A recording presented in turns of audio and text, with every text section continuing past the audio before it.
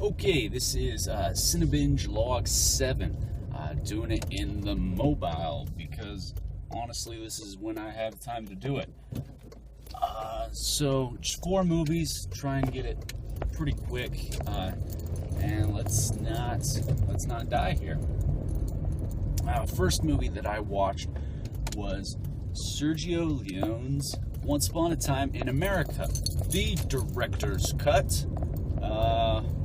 Because that's the one everyone recommends, as do I. If you're going to watch this movie, watch the director's cut, because it was constructed to be an epic. It was meant to be as long as possible.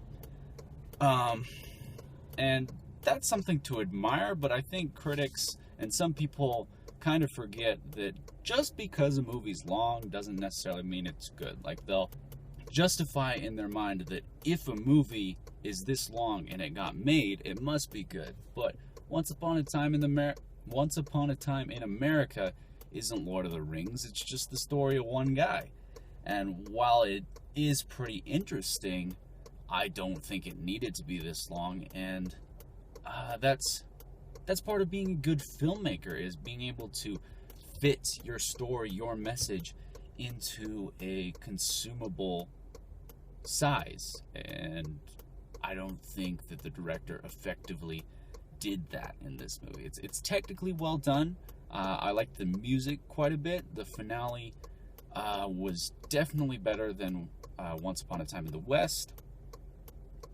But this movie isn't necessarily convincing me to make like a Sergio Leone dedicated video. Continuing with the director's cuts, I watched Das Boot for the first time, and I watched the director's cut because that's what was available to me, and that was probably a mistake because I really liked this movie and think I would have liked it more if they could have trimmed some of the fat off of the version I saw. This is a very well done, technically well done film. The characters and the actors are good, but nothing's Oscar worthy in my book. But as far as like the camera work inside this submarine, and the script, the setup of certain scenarios, the tension, it's all there and it's all great.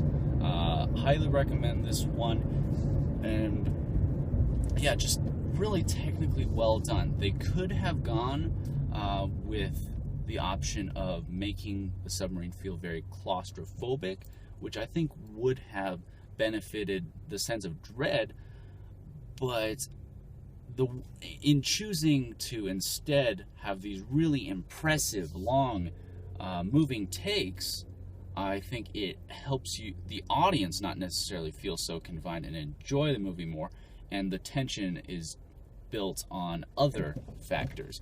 And it's there, and it's well done enough that it works. So, highly recommend this one, and definitely going to check out the regular old cut on this to see if my opinion of the film improves. Because it was Mother's Day, and Mom wanted to, I watched My Big Fat Greek Wedding. And I will say it was better than I thought it was going to be. But the last movie I watched was Captain America Civil War. I really enjoy going to these movies, and I try and get into as packed a showing as I can, an early showing, because that atmosphere is a lot of fun. The fans, as they cheer, as they really react to what's going on screen, makes for a very exciting experience. And that's what these movies are all about. They're fun, they're lighthearted, but years down the line, when we're talking to our kids and we're like, okay, you want to watch the Marvel movies? Well, okay, there's Captain America Civil War. You could watch that one if you want to. It's not like an essential watch.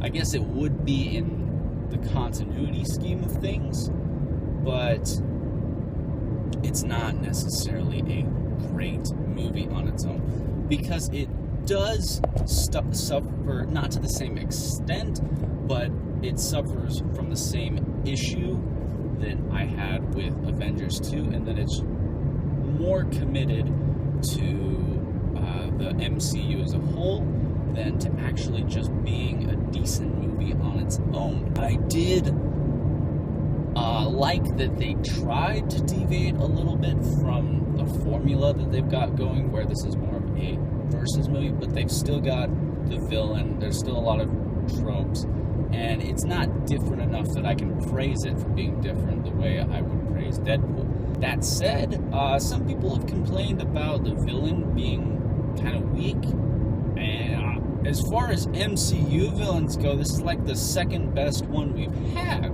So I thought he was fine.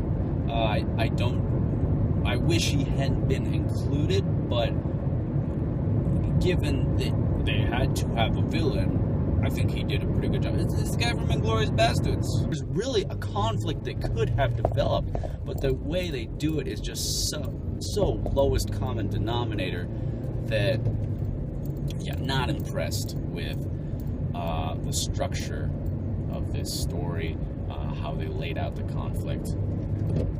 Better than Batman v Superman. This movie's better than Batman v Superman. But again, that movie sucked. So, feeling like a 6 out of 10. If you like these MCU movies, maybe you'll dig it more than I do.